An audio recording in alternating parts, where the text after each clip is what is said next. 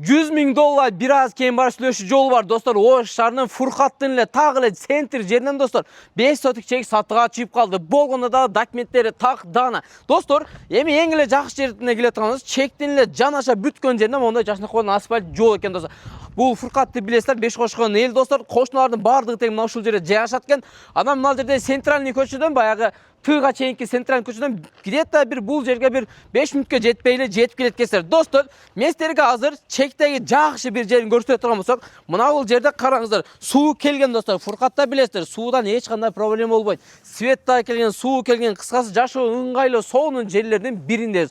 Достор, бул жерге келе турган болсок, өзүнүн жакшыныкай убактылуу жашап тура турган временкасы бар достор. Временкасы келе турган болсок, ушул жерде 4 бөлмөсү бар экен, санузел, душтарынан бери бар экен достор, көрүңүздөр. Эми мен силерге азыр чекти бир катар аренда кылып чегараларын көрсөтүп бере турган болсом достор, мына Песка блоктун бүтөрүшүн көрүп атасыздарбы? Мына ушул жерден башталат экен, дагы экинчи жагына келип турсак, мына ушул Песка блоктун мына тумбасына чейин келет экен достор. Анан бул жагы уже башка чеккен, үйүңүздөрдүн артында бир чек бар, адан кийин уже көчө экен достор, көрүңүздөр. Эми мен бул таранын көрсөтүп коеюн достор. Мынакей караңыздар.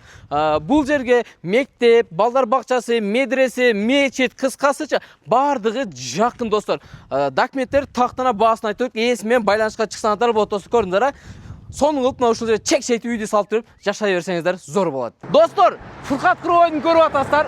Ушул жол менен эле тыны көздөп эле бир мүнөт жүргөн болсоңуздар достор, тыга жетпей мына жерде Пазылов Мухаммед атындагы көчө, Баяз көчөсү. Ушул асфальттын примерно достор бир 2-3 мүнөт эле жүрөт экенсиз. Аябай жакын экен достор.